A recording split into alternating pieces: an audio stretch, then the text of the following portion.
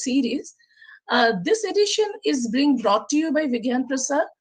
This program, this lecture series, we are coordinating and collaborating with Research and Information System for Developing Countries, RIS, which is a part of Ministry of External Affairs.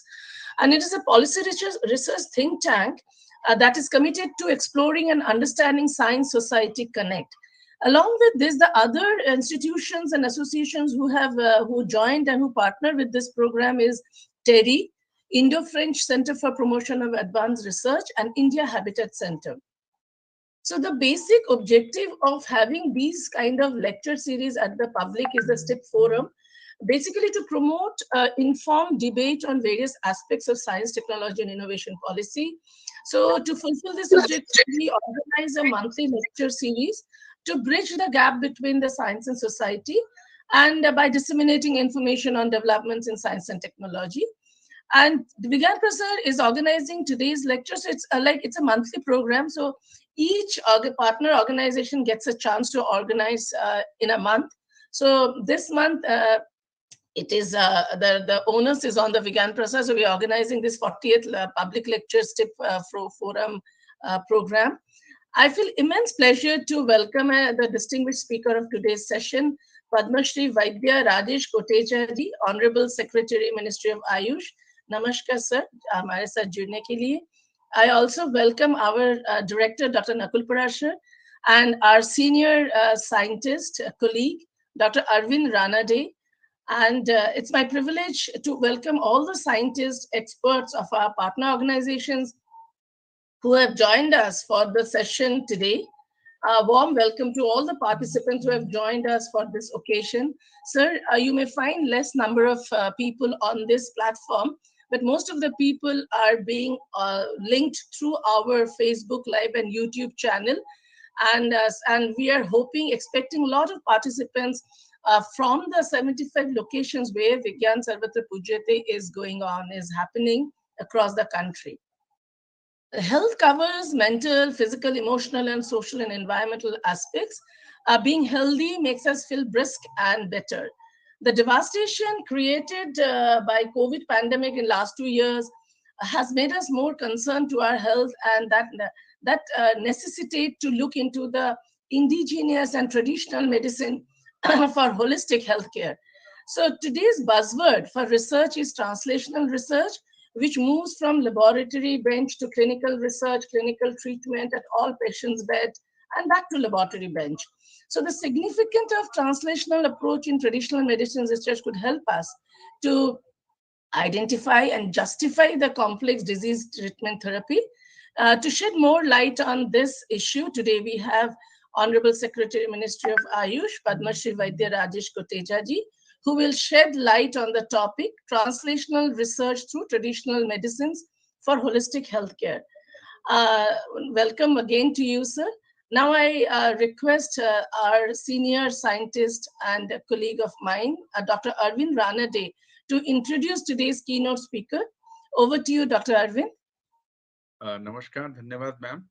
सबसे पहले आज के हमारे मुख्य वक्ता जिनका नाम जब भी पूरे भारत में आयुर्वेदा की बात होती है तो वैद्य राजेश जी का नाम शायद ही ऐसा कोई व्यक्ति है उनको नहीं पहचानता है. और आज इस हमारे प्लेटफॉर्म पे उनका आना हमारे सबके लिए एक उत्साहवर्धक तो है ही है, लेकिन हमारे सबके लिए एक प्रेरणा का भी विषय है, क्योंकि उनके इतने व्यस्ततम समय में उन्होंने हमारे लिए समय निकाला है. और आज हमारे सबके लिए बहुत ही गौरव का दिन है. मैं उनका स्वागत करता हूं. And all the participants who are listening through our YouTube channel, Facebook, just for you, Vaidyaji, basically Vigyan Prasar has a wide network of science club which has more than 5,000 people, and this live is also getting telecasted through our YouTube channel, and many teacher community is also listening to you. And it is a great privilege for me to introduce you, sir. Vaidya Rajesh ji, born on 18th of June 1963. Vaidya Rajesh ji did his MD in Ayurveda from Gujarat Ayurveda University, Jamnagar in 1991. Rajesh ji has many publications on his credit.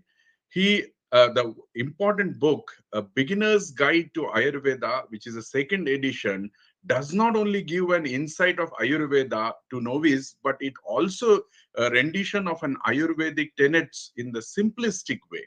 Rajesh ji was awarded with a Padma Shri, which is the fourth highest civilian award declared by our Honorable President of India on 26th of January 2015. He has been an active member of various research councils and advisory boards, committees, and often many institutions and organizations in the field of Ayurvedic education. Before joining as a secretary to the Government of India in Ministry of Ayush, he has held a prestigious position of Vice Chancellor in Gujarat Ayurveda University, Jamnagar, and has been working as a Chief Consultant of Chakrapani Ayurveda Clinic and Research Center, Jaipur. Such a versatile personality, and we are really privileged to have you, sir. And I really request you to have a wonderful deliberation on the topic traditional research through translational research through the traditional medicine for holistic healthcare. Thank you so much, sir, and stage is yours. Dhanyavad. धन्यवाद। आप सबने मुझे इस कार्यक्रम में invite किया, उसके लिए आपका पूरी टीम का विज्ञान प्रसार and all partner organisations RIS and Indo-French Society and TERI, everybody, all these institutions, I acknowledge and I compliment and I convey my gratitude. Today's talk is really at one side it is very simple, but it is complex as well. So it's a combination of complexity and simplicity together. So I would like to present my talk with a small presentation, and let me share it with you.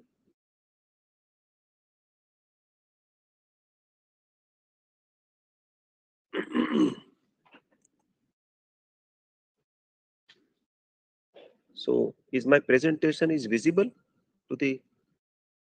Not yet, sir. Just a moment. Huh?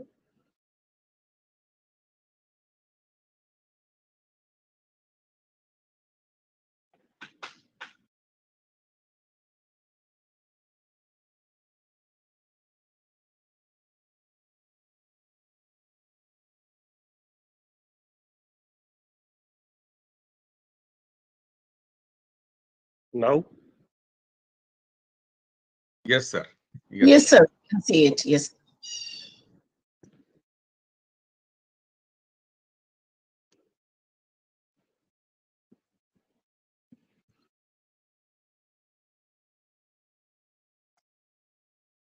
So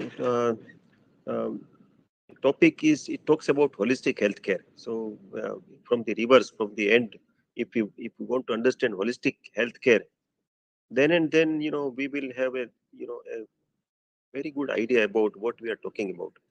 So before I begin with my speech, I would like to make some problem statements so that we understand what in which area I'm trying to convey the messages and the outcome of this talk. Wonderful topic, probably.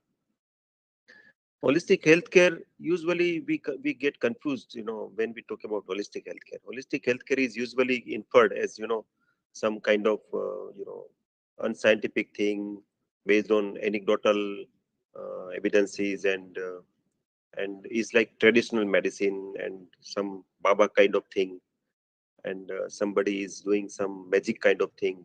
That is what our large scientific community understands holistic healthcare.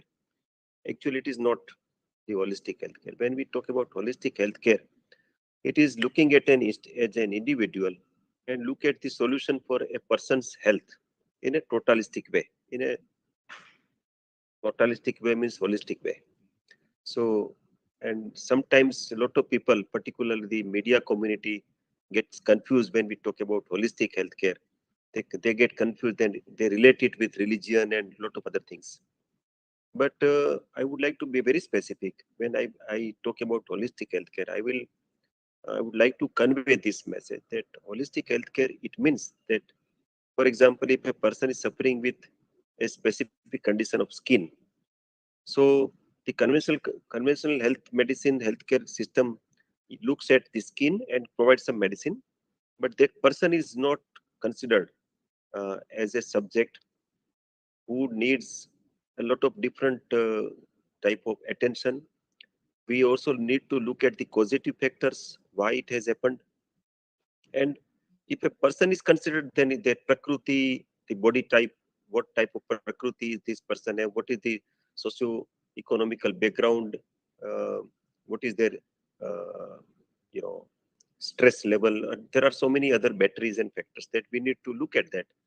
And then looking at those different aspects, we are able to provide, holistic solutions for a person's health, looking at person's requirement. So that is a holistic healthcare. There is a lot of research going on into these areas of Ayush sciences. When we talk about Ayush, is not only Ayurveda, which is the major component of Ayush, but Ayush includes Ayurveda, Yoga, naturopathy, Unani systems, Siddha system, Sovarikpa, that is Himalayan medicine, and homeopathy. So our country has a pluralistic healthcare system where all these systems are approved, recognized. There are regulatory mechanisms for the education and practice of these systems, and they coexist with the conventional medicine system.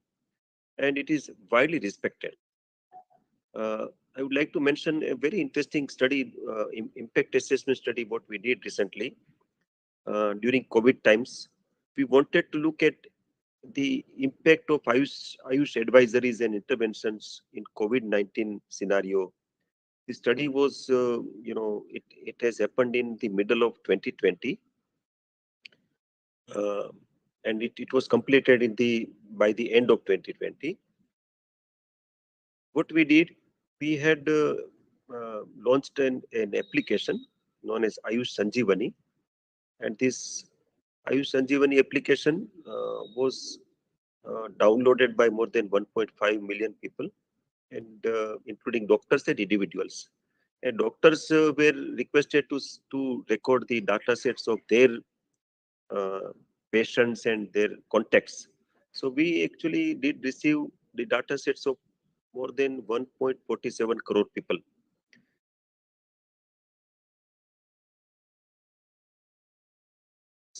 Approximately 1% of our total population.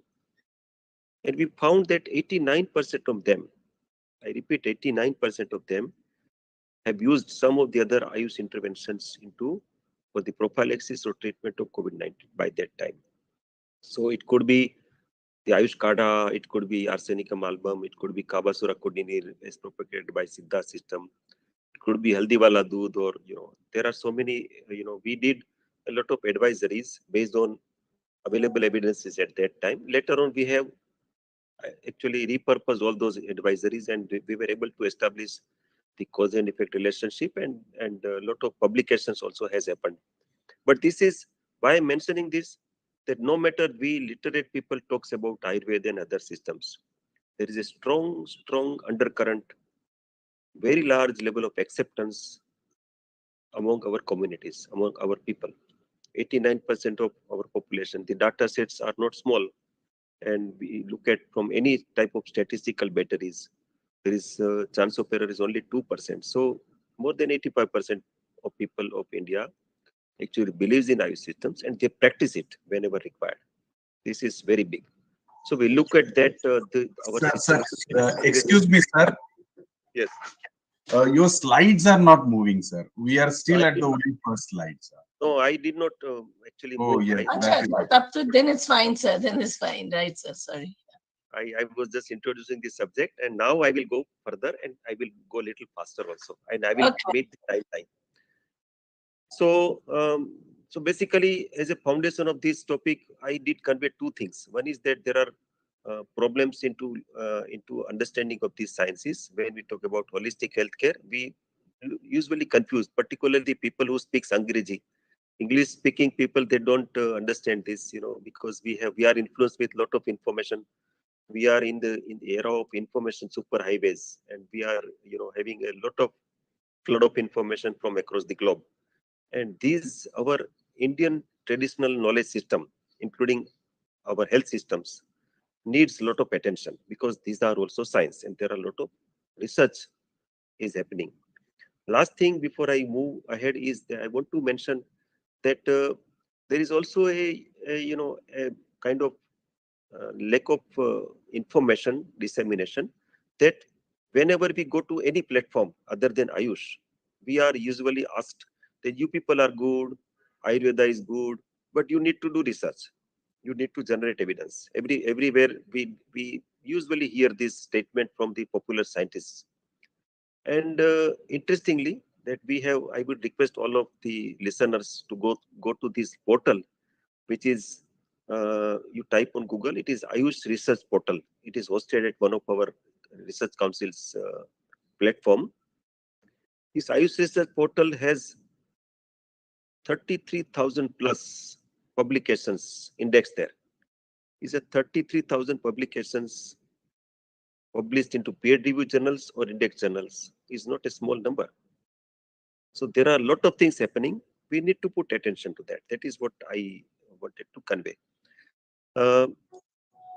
When we talk about the, how translation is the practice into Ayurveda, it is interesting to mention that in Ayurveda, there is three things mentioned. That the translation model, how to bring in the knowledge into practice, is like look at tattva, that is principle, then look at the shastra, what is mentioned into the classical literatures, and vyavahar, practical applications. Take this knowledge to practical applications. And there is a specific mention how to take this is lokanugraha pravruttah shastravada. It says whole system is designed to translate knowledge into action that it is of benefit to the society. Whatever you do, it should be benefited to the society. So that is a message which is conveyed by our elders into the Ayurvedic classical texts like Charak Samhita. And for this, three-tier structure of knowledge system is provided. So that is very interesting. When we talk about translation, it is already mentioned into the classics. The process of translation is also mentioned, like Shruti, Yukti, and Anubhava. Like begin with science, validation, make the things validated through science, then apply rationale to it, and then add experience to it and translate it. So that is very, very unique thought. We usually do this, but we don't know the process of it. So this is like a codification or codified thing about how to translate the knowledge and evidences and practices into the, or how to translate the scientific researches into the application into public health. There is one mention also about Yuganurupa Sandarbha. Yuganurupa Sandarbha is also that it is mentioned that this science should be reinvented every time, continuously. It's a dynamic process. And to the process of this translation, according to the need of the place and time. So it is not only Yuganurupa, but wherever is required, there is a consideration of that place, and that time is also important. So these types of thought process is already there, and there are a lot of things happening that I want to mention. So I would like to cite some examples how big evidences are being generated and how it is being translated into mainstream.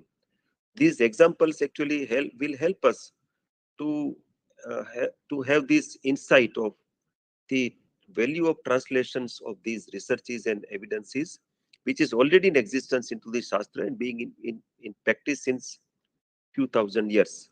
But we cannot always say that our science is few thousand years old and we don't need any evidence generation. Yuganurupa Sandarbha means that we have to understand the mechanics of this thing. We have to prove again the rationale, the evidences shall be generated so that the modern scientific world also understands this. And it is easy to implement that way. So for example, Ministry of Ayush says, in last 5 years, we did a big pilot study in 8 states. This pilot was in Ayush intervention into the non-communicable diseases. There is a program, NPCDCS program in Ministry of Health. This program is for prevention of non-communicable diseases, which includes cancers, different types of cancers, and hypertension and diabetes and dyslipidemia and so on. So there are three conditions we have selected among the population. Three conditions where either a person may have diabetes or hypertension or dyslipidemia or a combination of two or three. So there were screening of more than 20 lakh people across the 83 CHCs and 6 district hospitals. And out of these 20 lakh 41,161 patients, people, normal individuals, we were able to identify more than 266,000 people as a patient of suffering with one of these conditions. And we followed with them for 6 months. So 6-month continuous follow-up has happened with intervention. What type of intervention was there? So if out of these 8 districts, 3 districts were from Ayurveda, 1 from Unani, 1 for homeopathy, 1 for yoga naturopathy, and 2 districts still the study is going on. 6 districts we were able to complete. So what we saw is, and it is all in association with the health infrastructure. So allopathy doctors were onboarded, patients were undergoing their treatment, but there was some addition as an add-on therapeutics of Ayurveda or Unani or homeopathy. And for all of them, there was yoga intervention. So yoga abhyas, some pranayam, some dhyan, etc. were explained to them, and they were encouraged to practice those interventions. Simple, with some lifestyle modifications like diets were looked into, and everything was very effectively planned and recorded. What is the outcome? Outcome is that there were some publications also. Largely, outcome was that we were able to look at improving their life, their quality of life parameters. So many of those patients were able to get off from their medicines with the help of their allopathic doctors, because the doctor says that now you don't need medicines. So many of people had reduced their weight, and they were able to have better life and so on and so forth. So this is one of the examples that we were able to translate later into public health, that I will explain later. The another example is about the intervention of Ayurveda in osteoarthritis. We know that osteoarthritis is one of the big problems in our country. And we did some simple therapeutics intervention. There was a WHO collaborative study of feasibility of integrating Ayurvedic allopathic system of medicine in a tertiary care healthcare hospital to the management of osteoarthritis. There was another study. It was a joint study between Charité University, Germany, and Central Council of Research in the Ayurveda Sciences, Government of India. So both these studies, where we were able to prove that there is a possibility of stop the progression of the arthritic changes into the knee arthritis. There is a possibility of simple intervention over the 8 weeks of period, where mobility is improved, where their dependency on painkillers can be stopped, and the people who were needed or advised knee transplant, they were prevented from knee transplant, and they were able to lead a largely normal lifestyle, normal life, without having disability progressing. So this is big. When you look at that, thousands of our people are getting knee transplant every year. So it is not only the cost added to their, whether they are paying from their pocket or they are dependent on public health delivery system, but there is a cost to it. And there's a lot of rehabilitation required. So this simple intervention, we were able to prove that yes, it can be provided an alternative to the standard management, and which is very effective. There's another large study that one is going on in Gadchiroli district, Maharashtra, at 30 PSCs, and in 4th PSC of Himachal Pradesh, we were able to complete this study. This is also, an integrative healthcare model working with the health systems governed by allopathic system of medicine, working with them, and addition of Ayurveda intervention for antenatal, postnatal care for pregnant women. So what is the lead?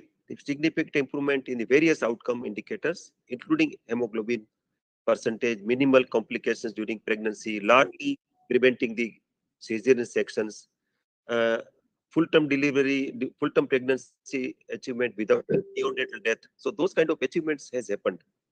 So now we are translating it into the our initiative of National Ayush Mission that I will discuss later. But we have introduced this intervention into the public health delivery system. So this is another example of the another area.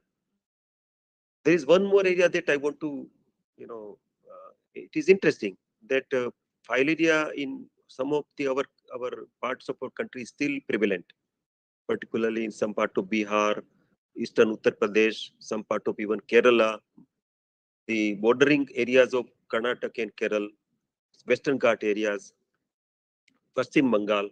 So, in prevention of malaria, national program on filaria control mentions about taking medicine to prevent filaria. So, if somebody has an infection, it is possible to manage that. But once somebody goes into the morbidity, like chronic lymphatic enlargement, lymphedema, which is popularly known as lymphedema, then you can see such conditions, which is mentioned here into this slide. On left side, there is a before treatment. Look at this big lymphadenmatous leg, and the sad part is that once this is developed, this morbidity is developed, there is no solution in our existing healthcare delivery system. So we were able to identify some simple intervention, external therapeutics like Udvartana Chikitsa, like some yoga abhyasa, some abhyanga with the oils and some compressor techniques. And we were able to actually reduce from this much big to this. On right side, you can see the same patient after 6 months of treatment. So there is a lot of possibility of improvement into the lifestyle, quality of life parameters. Another thing is that because of this large lymphedema, repeated skin infections, secondary infections happen into these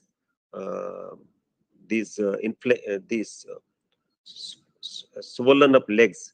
There are some, wherever there is some joint or some contour into the skin, they are exposed to the infections. So through these interventions, we were able to prevent those repeated infections largely through these interventions. So there was a big study done by CCRS, and there is an Institute of Dermatology in Kerala, and there is a collaborative study. There are more than 50 publications about this intervention. And community level morbidity control of lymphedema is now proved that it is possible through this intervention. So we are doing this mainstreaming of integrative management in reducing morbidity and for wound care in chronic lymphatic filariasis. This is also happening now, and it is now a part of public health program of National Ayush Mission, which is working with National Health Mission also as well. The another area that we have a lot of evidences we can intervene, we can translate it into the public health, is geriatric healthcare. Geriatric healthcare, usually when we talk about geriatrics and its requirement, we usually end up with the medical care. So medical care and healthcare is different. So it is interesting to know and to have this attention that when we talk about the healthcare is the providing quality of health to the elderly people.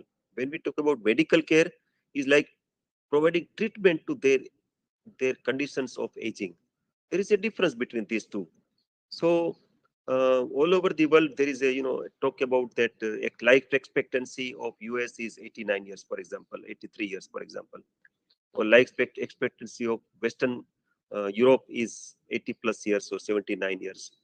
So recently there is a change in this because of the COVID. So there was some reduction in life expectancy, but largely our country has 69 to 70 years of life expectancy as against the rest of the world, which is usually 10 years more. But it is the developed country, not the developing country. Developing countries has similar kind of observation as ours. But when you look at the quality of life of elderly people is not good in those countries. They end up into the end of life care or assisted living facilities or staying in hospitals forever. So we should not look at those models of geriatric healthcare. We should have our own model. We should create our own model. That is what is going on. Like we had a very big cross-section community-based study on elderly women for urogenital symptoms. It was funded by DST. There was another study on Rasayana effect. Rasayana is a rejuvenation effect or adaptogenic effect of Ashwagandha, Lahyam, Chyawanprash, Brahmarasayana, etc. in apparently healthy elderly people. And there was another collaborative multi-centric clinical trial to study the effect of Ayush Rasayana on aging in apparently healthy elderly subjects. I'm just citing these three. There are so many studies. So what we did based on the lot of evidences and publications, we have translated into Biomitra Ayush Geriatric Healthcare Services, where we talk about uh, making them healthy while they age. They should stay healthy. They should not require the care of a doctor on continuous basis. They should be able to help themselves and stay happy and healthy. So this is a very interesting intervention that is being translated. One of the other areas is I missed into this geriatric care is about the palliative care. So we also need to look at the palliative care or end of the life care where lot of intervention is possible.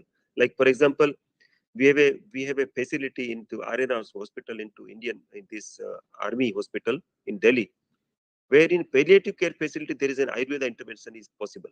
So there is a lot of good satisfaction of these patients who is having these services. So that kind of palliative care also can be implemented. So these palliative services, we have this scoping of interventions into the terminally ill cancer patients. So there was also a publication on that, and there was a big study. Uh, so therapeutics are simple, like Anuvasan Basti, Matra Basti, Kshir Basti, or Abhyanga, Svedana, Dupana, Shirodhara, Nasya, Gandusha Kavala. Those Panchakarma therapeutics, but not aggressive treatments. So suitable classical pharmacodietary formulations also, like ashwagandha, etc., can be given. So from that, we in, these patients can have this improved quality of life, good nutrition support, even bowel management can be possible without giving them repeated enemas, or mental well-being can be taken care of. Wound care and pain management is another area when they suffer with a possibility of the uh, wounds because of lying down forever, or maintenance and development of cognitive functions. So in those areas there is a lot of possibility, and we have lot of proof of concepts and large scale evidences. So we are working on this dirgayu aspect, and then trying to bring into our national Ayush mission Karunya program. So this is also being done.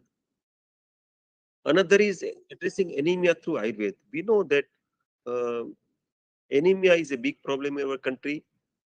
Government is spending a lot of funds for eradicating anemia or helping the pregnant women, children, and other population which needs nutritional support. And still, we are not able to address the anemia problem in our country. And there is largely problem of nutrition, good nutrition, and so forth and so on. So we have a lot of studies. I would like to cite just one study, which is very big study.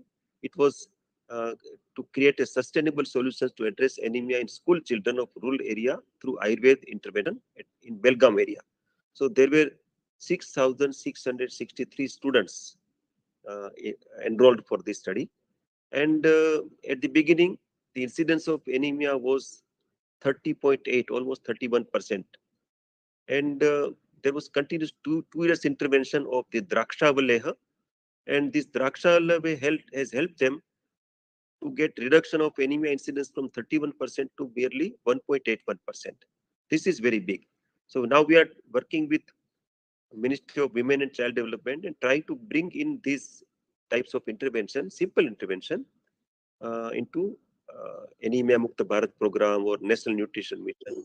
We also have publication of Ayush Dietary Advisory for Kuposhan Mukta Bharat that was published in the association with Ministry of Child and Development and Women and Child Development, and it is disseminated through states. So there are a lot of things happening. There are some good publications also, and this will help us to have Kuposhan Mukta Bharat or Anemia Mukta Bharat. That is what is the primary message I wanted to convey. Public health program, I mentioned, I discussed about NCPCDS. All these are, now in mainstream through National Ayush Mission. We are working with states. So we have named these musculoskeletal disorders, including osteoarthritis, as Chalo Bharat Abhiyan. And large-scale IEC and implementation strategies being there. Then Ayush with non-communicable diseases. Supraja, we named Supraja is a Ayush maternal and neonatal intervention. Biomitra is Ayush geriatric healthcare services. Ayurveda is promotion of healthy lifestyle through Ayush system in different schools. At least we have goal of 75,000 schools as a part of Azadi Ka Amrit Mahotsav. Then Karunya, Ayush palliative services. Then we also have therapeutics and developed protocols for Ayush mobile medical unit. You may be surprised that what Ayush will do in mobile medical unit, but there is a large scale misconception that for emergency care, for infections and small illnesses, Ayush has nothing to do. It's only wellness. It's not true. We have a lot of tertiary care hospitals, and it is thriving with patients. They are thriving with patients because in tertiary care, lot of conditions, clinical conditions, where there is no solution in allopathic system of medicine, where Ayush is providing good care. I'm not claiming like that they are all cured, but for example, the diseases of neurodegenerative origin, like Parkinson's, like multiple sclerosis, this kind of diseases, there are progressively degenerative disorder. So in Ayush hospitals, you can see large number of these patients into these hospitals, and they are getting good care. Their quality of life improvement, their stoppage of their progression of the diseases are there. Infection control is also one of the area where Ayush can offer a lot of good things. So Ayush mobile medical unit is working on those areas. Then lymphatic filariasis, as I mentioned. Now I will switch to some other thing that, of course, before I go to COVID, citing some examples of COVID, successful model of integrative healthcare delivery is like in NRHM, National Rural Health Mission, where there is co-location of Ayush facilities. Also, there is a multi-system healthcare under one roof that's known as co-located facilities in several states. And it is interesting to know that there are 25,000 such co-located facilities in our country, where Ayush doctors and allopathic doctors sit together, and choice is over the patients. Patients decide what type of therapeutic they want, and they are free to decide, and these doctors work together and help the patients. 25,000 such facilities.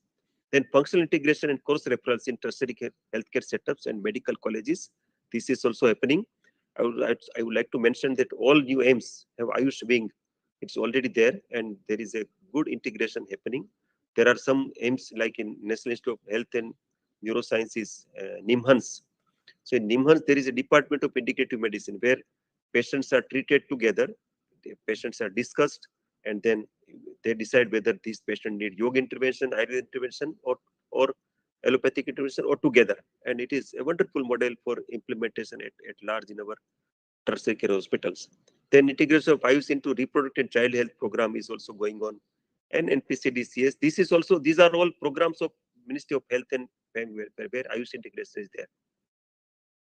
Then contribution of Ayush in public health, there are some examples I already mentioned, so I will not repeat. But through National Ayush Mission, I would like to mention that at least 104 integrated hospitals are supported, and so many of these hospitals are not functional. 12,500 Ayush-based health and wellness centers are approved by the Cabinet Government of India. 7,000 of such health and wellness centers are until now is supported, and 50% of them are already functional. So a lot of things are happening. We also have National Medicinal Plant Board, so we support cultivation of medicine plants for the supply chain ecosystem for the requirement of the medicine manufacturing. Now, in last few minutes, I would like to cite some examples of our experience on COVID-19 and its translation into the mainstream public health interventions. So, in the beginning of COVID, you may recollect that Ayush Ministry did some advisory based on anecdotal evidences and experiential evidences. about self-care, about some simple medicines for preventing flu-like symptoms, etc. Later on, we did large-scale intervention studies onto those suggestions, and we were able to come out with some repurposing of the medicine. And we had a lot of collaborations with a lot of good institutions like CSR labs and DBT labs and ICMR and so many medical colleges, and large-scale studies has happened. Various ministries were part of it, and various organizations are part of it. So basically what has happened? Total 142 studies we were able to initiate and complete. Out of the different designs, all these designs protocols were standardized, vetted by interdisciplinary group of scientists, and now a lot of these studies were published also. So out of 142 studies, 46 studies were prophylactic care, 44 studies are clinical studies, observation studies 15, preclinical mechanic studies also there are 23. A surveys and systematic review also has happened for 14 studies. This 142 studies has happened into more than 150 locations, including clinical centers, out of which 27 states of our country and 3 UTs across the country were involved. Look at the publications, total 90 manuscripts until now drafted, out of which 31 is already published into index journals and peer-reviewed journals. Publications, manuscripts accepted for publications are 10. So eventually in next couple of months, 41 publications will be onboarded. Submitted to index journals, which is under review process. You know that in these high impact journals, there are review process which goes on sometimes for months. 42 such scripts are under review process. And we also have published some preprints. 29 such publications are available on preprints. And if you want to look at the system-wise studies, Ayurveda has 73 different studies, homeopathy 29, Siddha system 13, Unani 8, Yoga naturopathy 19 studies. So this is like a wide spectrum. Within less than two years, we were able to execute all these things in a multi-centered and multi-institution and collaborative mode. It's not only Ministry of Ayush, but all institutions, our national institutions, our research councils, different universities, different state governments, lot of stakeholders were there. So some of the outcome I would like to cite. I'm not going to talk about everything, but one of the medicine IU64 we were able to repurpose. And we were able to also release the National Clinical Management Protocol for COVID management based on Ayurveda and Yoga.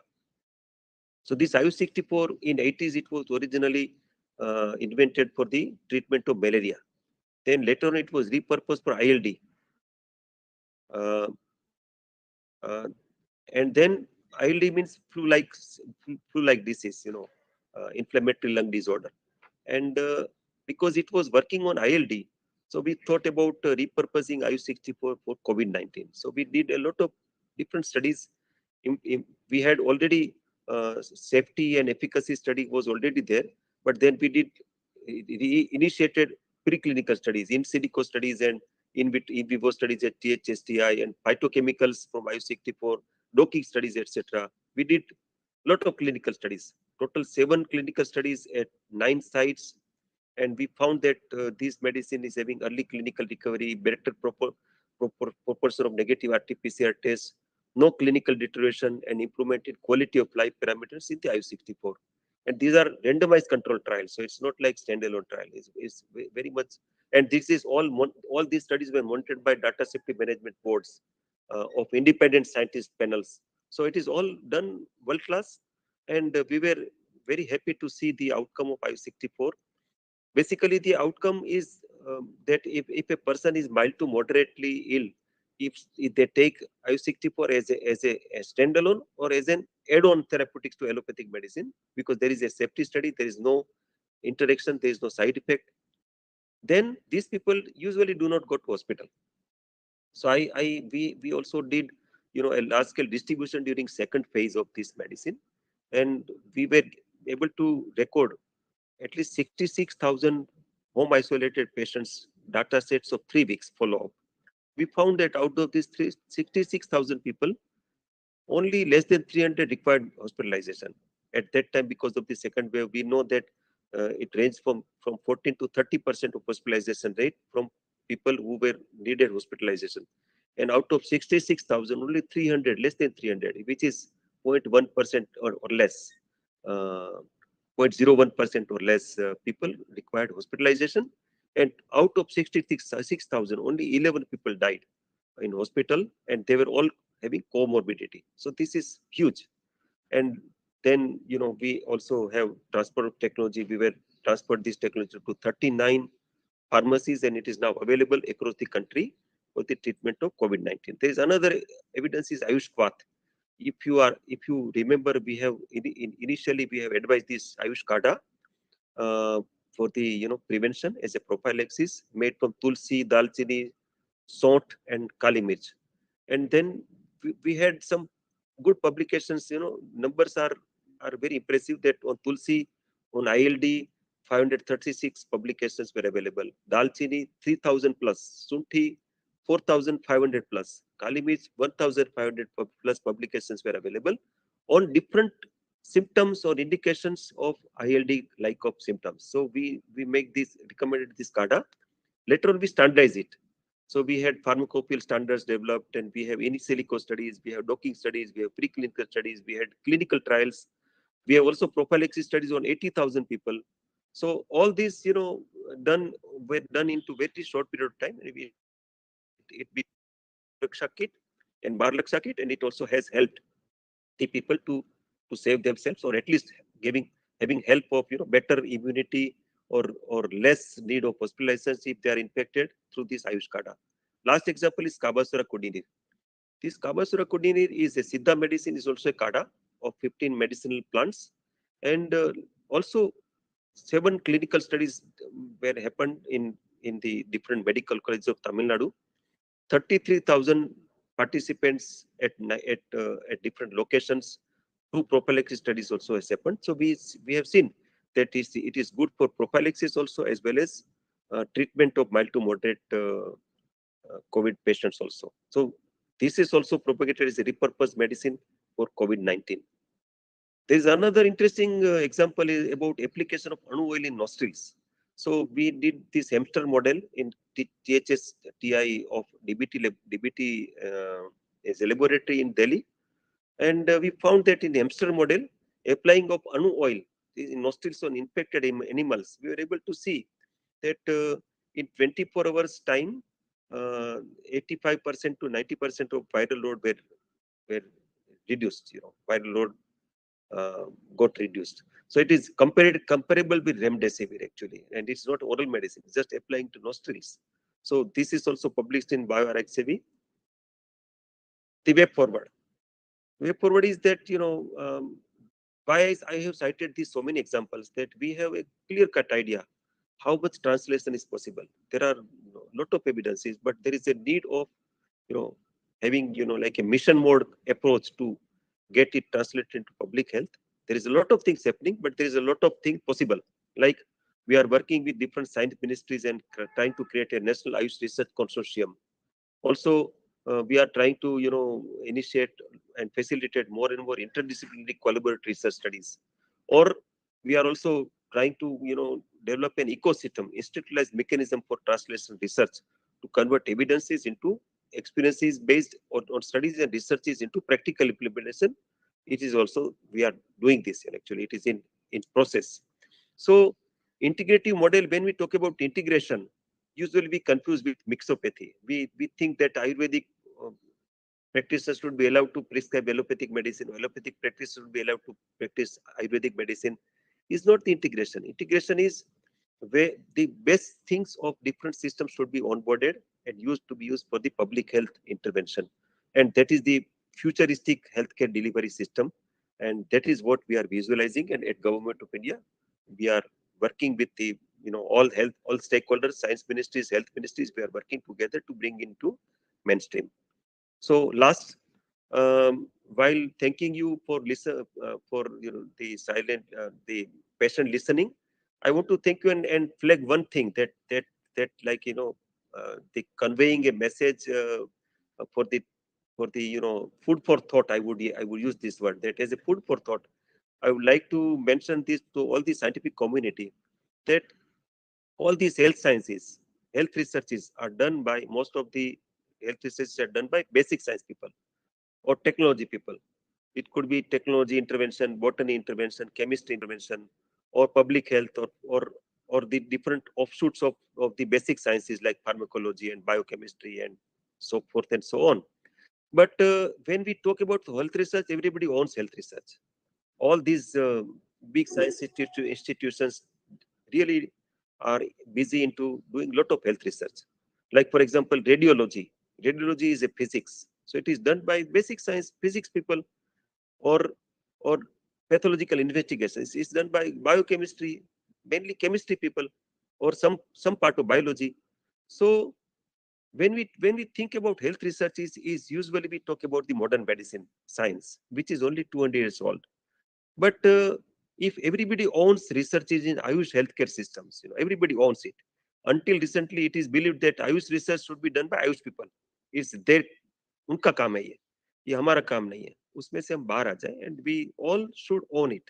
Then scaling up of these types of evidence generation is possible. That is what I wanted to convey at the end. Thank you so much. Namaskaram. Yeah. Thank you so much, sir. Thank you for this enlightening presentation.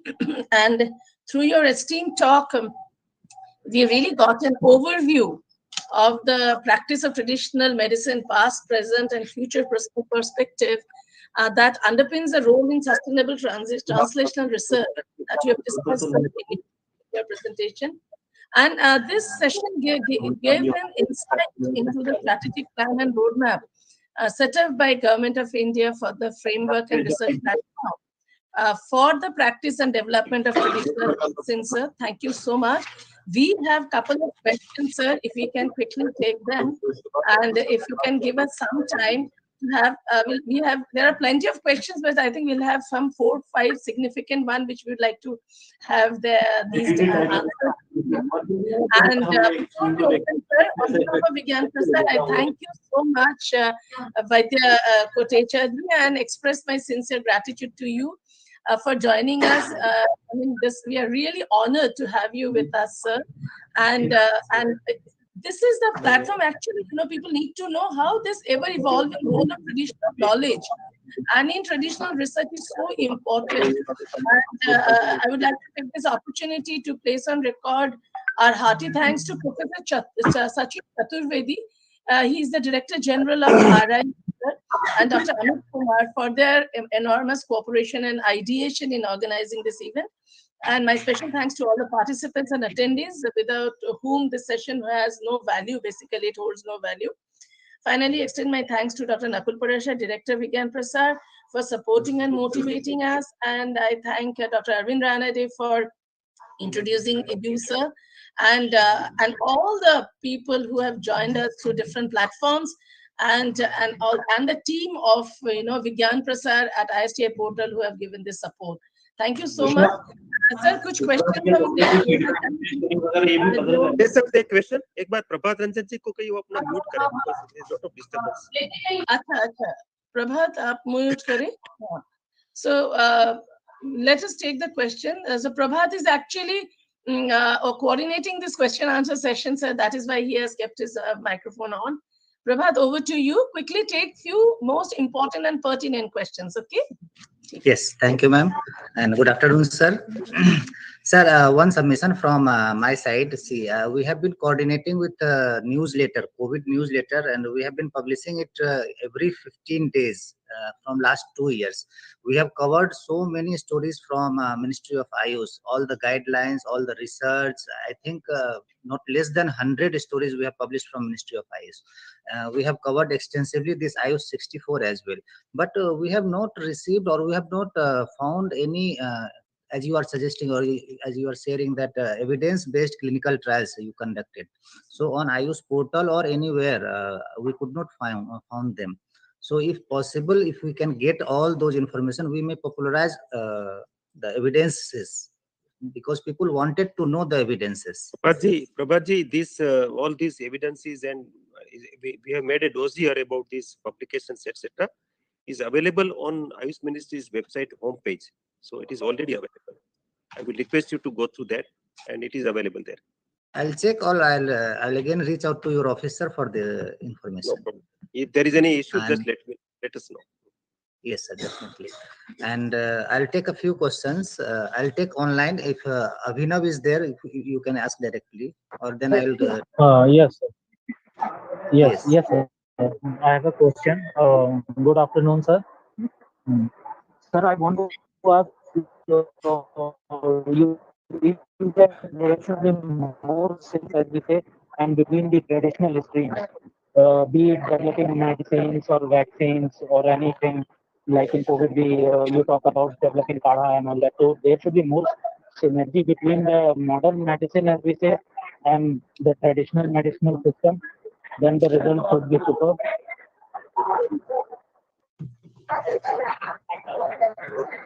प्रभात इन्होंने क्या कहा मेरे सुनाई नहीं दिया. If you can. Actually, there is some natural healing plants in our modern medicine. We should go for that, or we should go for modern medicine. Means where to distinguish and where to. I think Like, he was suggesting it was not a question. No, but he no, was sir. No, no, no, no, no. Is there a need to be a more synergy between the traditional system of medicine and the modern system of medicine for developing the medicines and for developing all the vaccines and other sort of things? Would it be beneficial if there is a synergy between the modern system of medicine and the traditional ones? That I am asking. Ani, there is no doubt about that, and it is happening actually. It is a process. It's a dynamic process. It do not happen overnight. But things are better. Things are getting more and more better. For example, since last few months, there is a regular monthly meeting of the ministers, both the cabinet ministers of Ayush and cabinet minister of health, with entire team. So we sit together every month and we communicate with each other and we make strategies how to make integrative health systems. So it is being translated. And this happens, and it is a dynamic process. It happens slowly, but it is happening. There is a need, there is no doubt. Okay. Thank you, sir. one question from public platform, YouTube, sir. It is from Komu Nagaya. He is asking that even recent Ayurvedic pharmacopoeia, they are giving only TLC and HPTLC without identifying and quantification of active principle. So please elaborate on this. Actually, our pharmacopoeias are under, we have decided to energize our pharmacopoeia commission. So there were 3 laboratories. We have now clubbed everything. So now we have Pharmacopoeia Commission of Indian Medicine is one entity, and we are